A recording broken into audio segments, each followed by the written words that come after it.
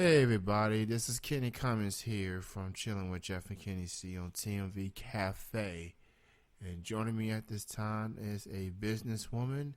She is a model and she is out of Georgia, Atlanta, Georgia to be exact. I'm joined with Jasmin Jai. She's with me right now. What's going on? Hi, Kenny. How are you? I'm doing real good, and for what you told me before I pressed the record button, this is your first ever radio interview of any kind. This is this Wow. is it.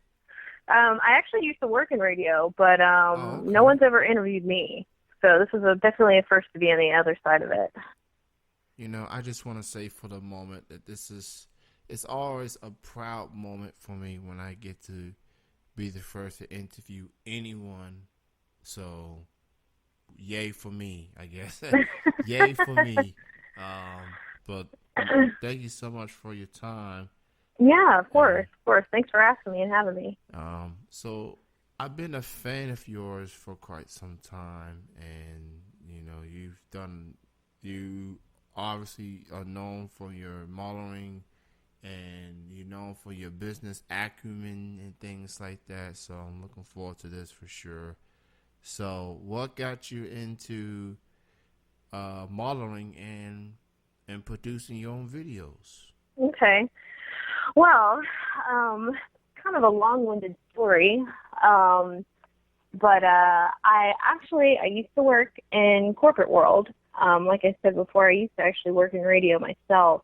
Um, I worked in Atlanta radio for probably like five plus years. I did like advertising and sales, and then I did like out of home advertising too. And I I had a friend actually come to me, and when I was still working corporate in the radio and advertising industry, and a friend of mine, he's actually a male stripper, and he came to me with this idea because he'd been in the industry for a while. He asked me to partner with him on actually opening a stripper booking agency here in Atlanta.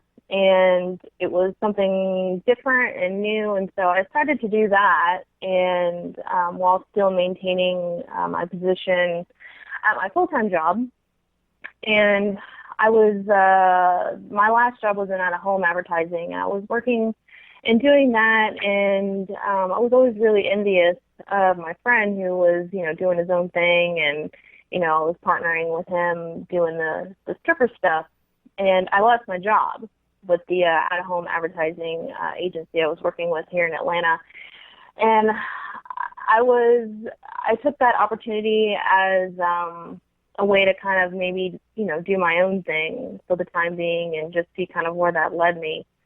And so I went from kind of like managing like advertising and like website stuff and recruiting and booking, and I was looking to just make some money at the time because I had just been laid off, and my business partner suggested, hey, why don't you do a party? So I started doing parties, and through doing parties and working with some other entertainers, I met a friend of mine who is also a fetish model. Her name's Angel Lee, and she actually moved in with me, and so we were roommates. And she had done fetish modeling for years, a few years back when I had met her.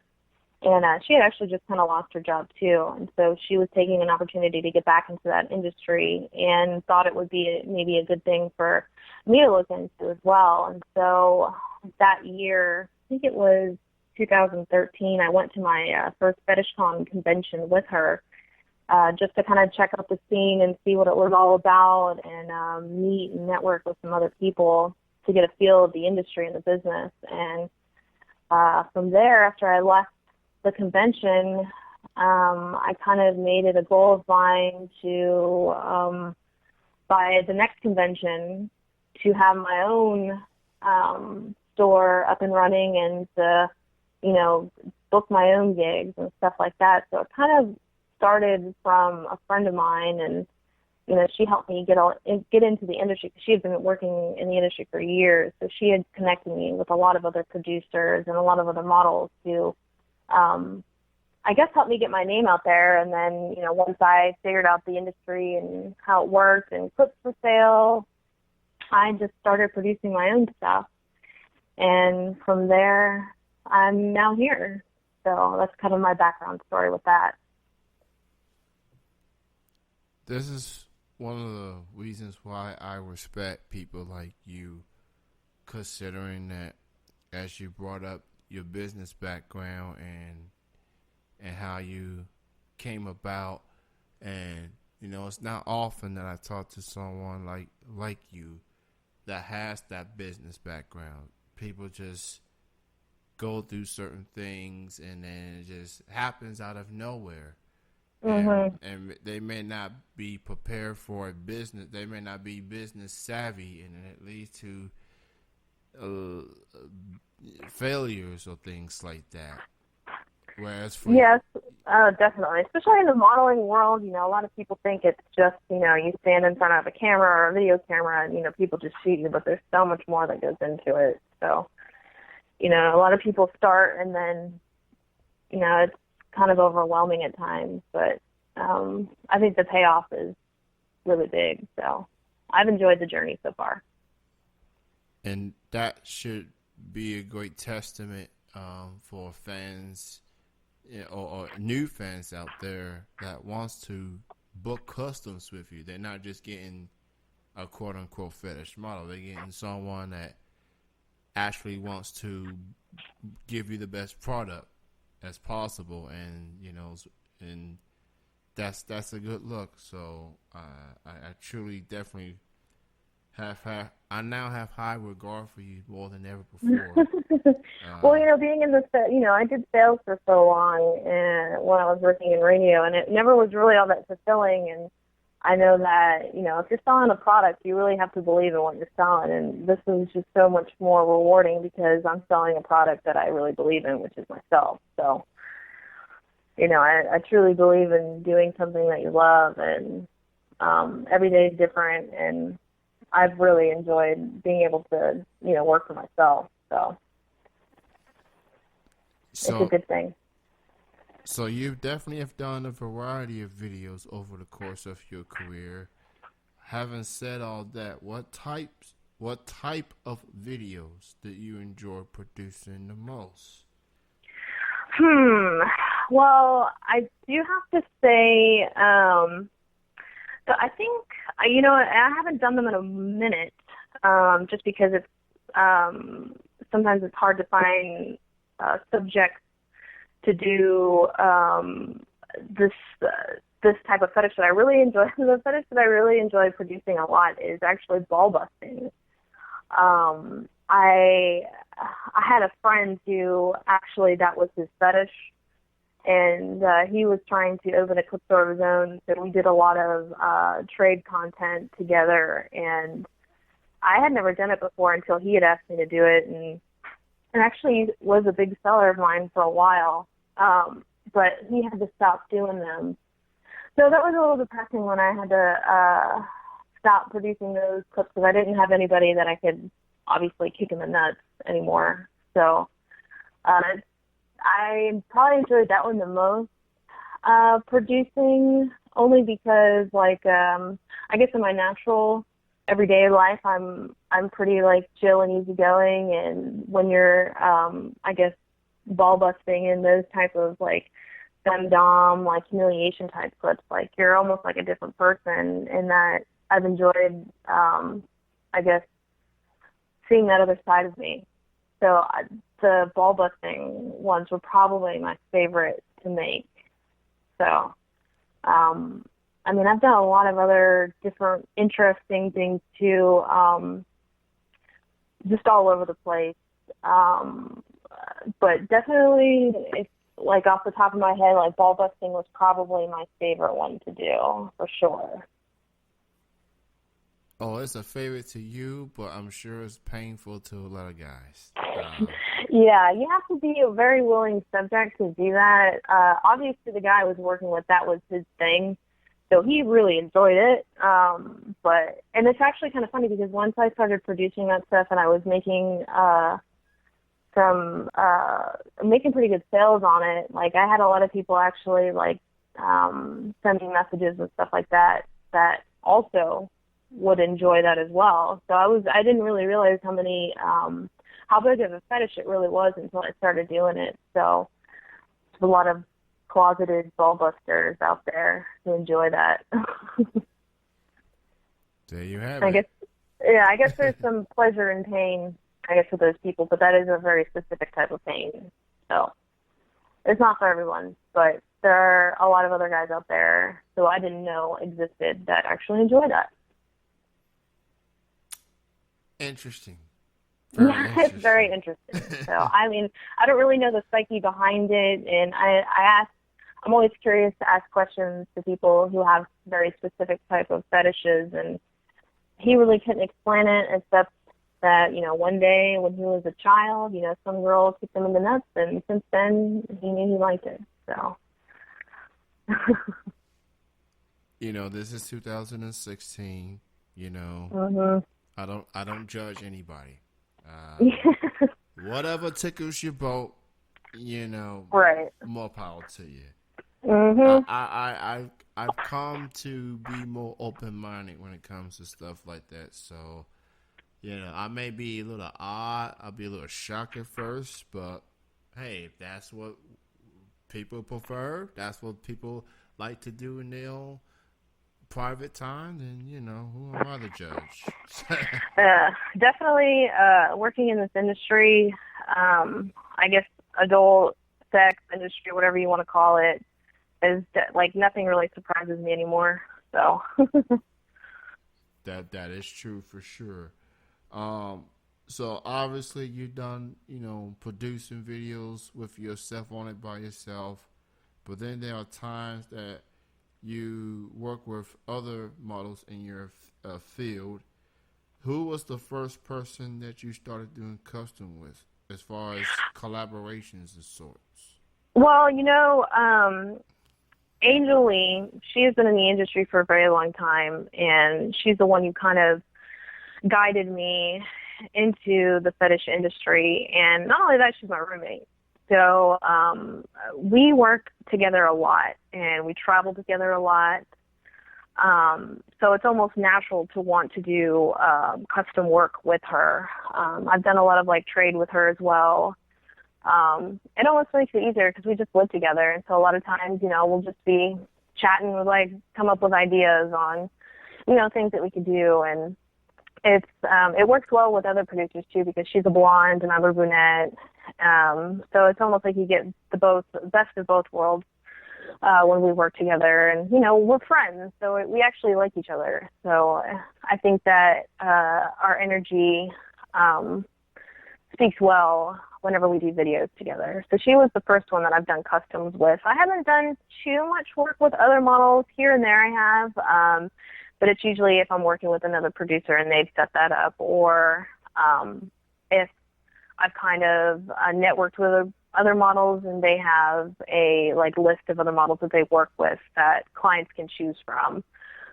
But most of the custom work I've done, and the first type of custom work I've done, has been with Angel Lee.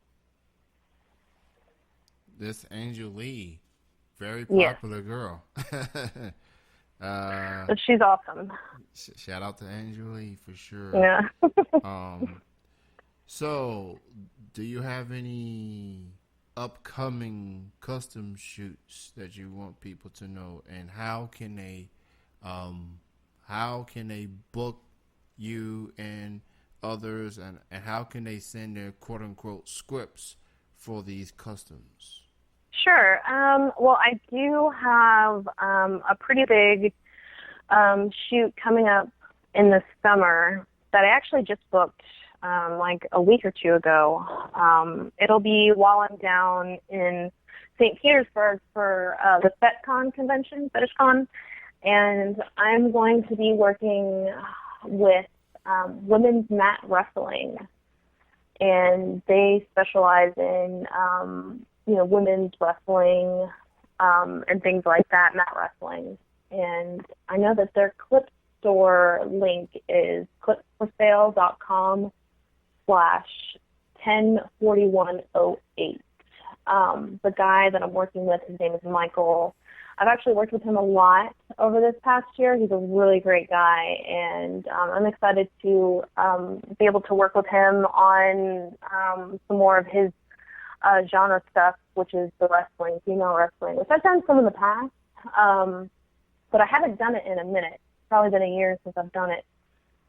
So that'll be fun to get back into that. And when I'm in St. Petersburg doing that, Angel will also be with me for that one as well. So I'm sure I will be matching up with her, which I've never done before for women's wrestling. So that'll be pretty interesting. And I'm sure there will be other models there as well. So I'm looking forward to that one.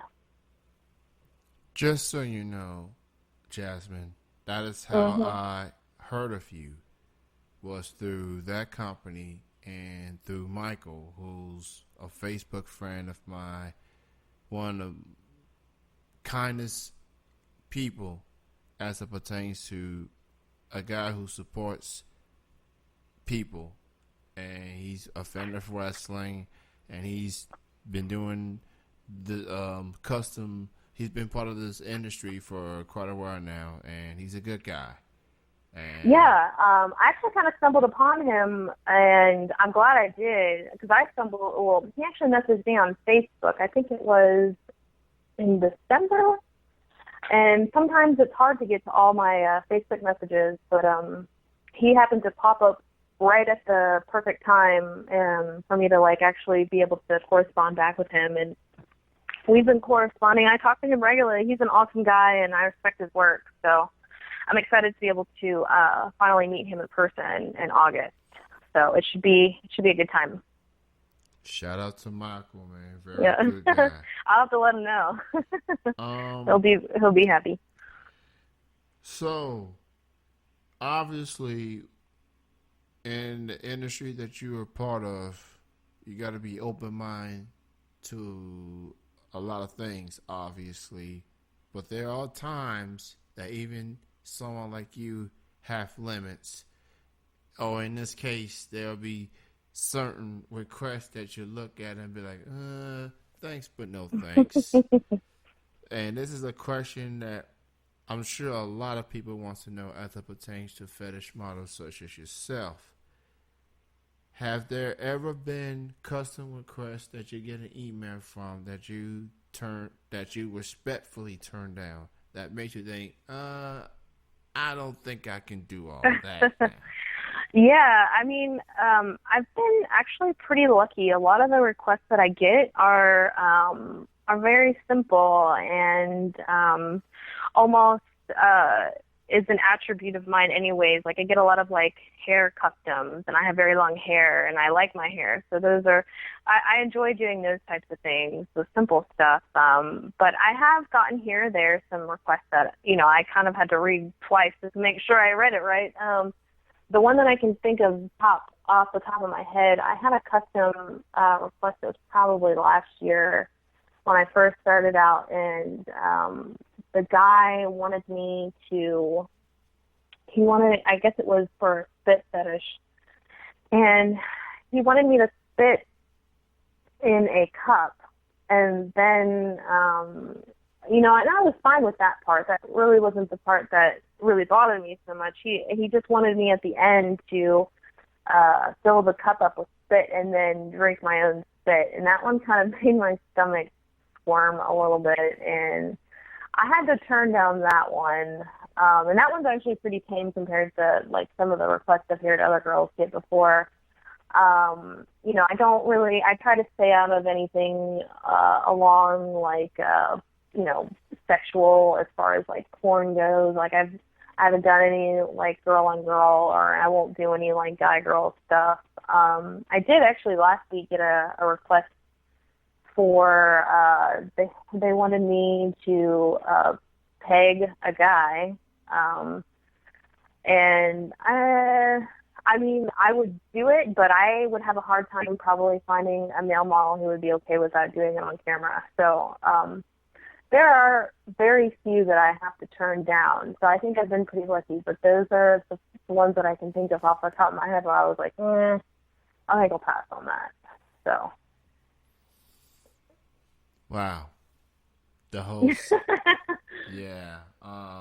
Okay. So basically, this person requested was to not only spit in a cup, but to eat your own spit. Um, Right. yeah. I mean, again, I don't judge anybody, but that, but even I have to be like, okay. Yeah. Yeah, I mean, maybe if he had offered a lot more on top of what my regular custom rate is, but Yeah. initially I was like, I think I'm good, so I Yeah. passed. Well, good for you, Jasmine. Good for you. Um, now, so who are some models and or producers out there that you would like to work with one day, but you haven't had a chance to work with as of yet? Well, I know that I've done a lot of like corresponding with Candlebox, and she comes to Atlanta a lot, and she actually works with Scott Torvey. And I'd really, actually, Angel works with both of them a lot, and we just haven't been able to connect. They're extremely busy. I would really love to be able to work with them because they are very well known in the industry and produce really great content, and they're both really good people. Those are the two that I would love to work with, like today, off the top of my head. It just seems like there are so many, because I mean, it's very easy to get into the industry. So there are a lot of models who are, there are a lot of fetish models out there. And I mean, I guess you don't have to have like a certain look or be a certain type to even get in the industry. So, I mean, it's growing every day. But it would be cool to work with some of the models who have been around for, years. And I know Candle has been in the business for a very long time. One of other Angel's friends she used to work with a lot, Kobe Lee. She's been in the industry for a very long time. Whitney Morgan, I see a lot of her work. I like her style on camera. So, I'd really love to work with some of the veterans in the industry. But as of like today, I'd really love to get some work done with Scott Torvey because he's local. So. I'm definitely familiar with Kobe Lee. She's definitely well known for her work. And I'm definitely familiar with Whitney Morgan. I've actually interviewed her a couple of years back. She's got quite a sense of humor, and she does radio as well. Very entertaining. She's pretty awesome. So obviously, whenever you get the chance, you obviously do your shoots in your hometown of Atlanta. Atlanta, there's a lot going on. It's an entertainment type of city. So how often do you travel to do custom shoots outside of Atlanta? I try to do at least like anywhere from 2 to 3 trips. FetishCon is always one of those trips, and sometimes it's hard to schedule other trips around that only because I have to make sure my timing is right because there are so many producers down in that area anyways. So a lot of times I like to go down to like Tampa in that area more than once in a year. But if I wait too close to FetishCon, like I like to have some time separated from times I've worked because I love to work with people, the same people I've already worked with again. So I love to go to Tampa. There's a lot of producers and fetish models, and the industry's big down there. I was in Virginia and Winston-Salem, North Carolina at the end of last year. That was a pretty big trip I took. I took with Angel Lee as well. It was all bondage work. So that was actually extremely exhausting, but really rewarding because I hadn't had a chance to do any of that type of work before. But like you said, I've been pretty fortunate that I don't have to travel all the time because there is a lot of work so close to home here. So I've been pretty lucky. That's You're absolutely right. Atlanta, I guess it's just a matter of where you are and how much work you can get done. And Atlanta is definitely one of those cities that you can get a lot done, and makes it even more easier that I don't have to travel much. But when I Right. do, it's gonna be rare. So for all you fans of Jasmin, you know, if she gets out of Atlanta, if she comes your way, you better not blink, or she'll be back in Atlanta before you know it. Um, Yeah. so that's something to keep in mind for sure. Um, what would your advice be to anyone that wants to get into the type of work that you do? Well, I would definitely suggest to start, I mean, if anything, open social media accounts under every single platform you can. And um, I always tell people to go on the Clips for Sale site and, work towards starting a store on there because that's really where when people start, that's where they start out on Clips for Sale. Um, but I mean, you got to start somewhere. So I would definitely suggest, opening an account and then checking out Clips for Sale and checking out other people's stores, see what other people are doing, and looking at the category list. I had no idea how many different fetishes there were until I looked at the category list on Clips for Sale. And, it definitely helps if you're into any of that, those types of fetishes that they have listed. Or like I was saying earlier, like I sell a lot in like hair fetish stuff because I have, long hair, and really working to, like, if you have something about you that stands out, starting there and working with what you got. And if you have, something about you that is pronounced or that you really like, starting with that. And, I mean, you can post little snippet clips on on any of the social media platforms these days, and any pictures, and, try to get a following because at the end of the day, the people who buy like custom stuff from you are the ones who are going to be lifelong fans and follow everything you do. And I think that the social media aspect of that is really important, and keeping that updated, and really working towards starting and opening a store, because that's where you'll find a lot of other traffic come through, where people are already looking at other people's stores and stuff like that. Because I've gained a lot of followers just from people stumbling over my store by chance, and then finding me on social media, and vice versa, finding me on social media and then going to my store and being a fan that way. So it's not hard to be. You just got to be able to be. It helps if you're computer illiterate and you like social media, and you're using all the platforms that you can, and really just putting yourself out there, testing the waters, see what works, see what doesn't work, and there's a fetish for everything, and guys or whoever have different tastes.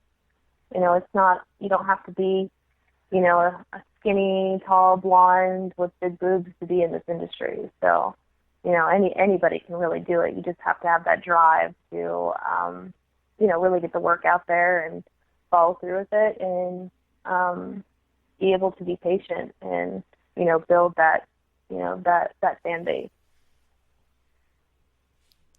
And my last question for you is for people that wants to learn more of your work, purchase your videos for that matter, and book you for customs. Where can people go as far as social media, and where can people email you?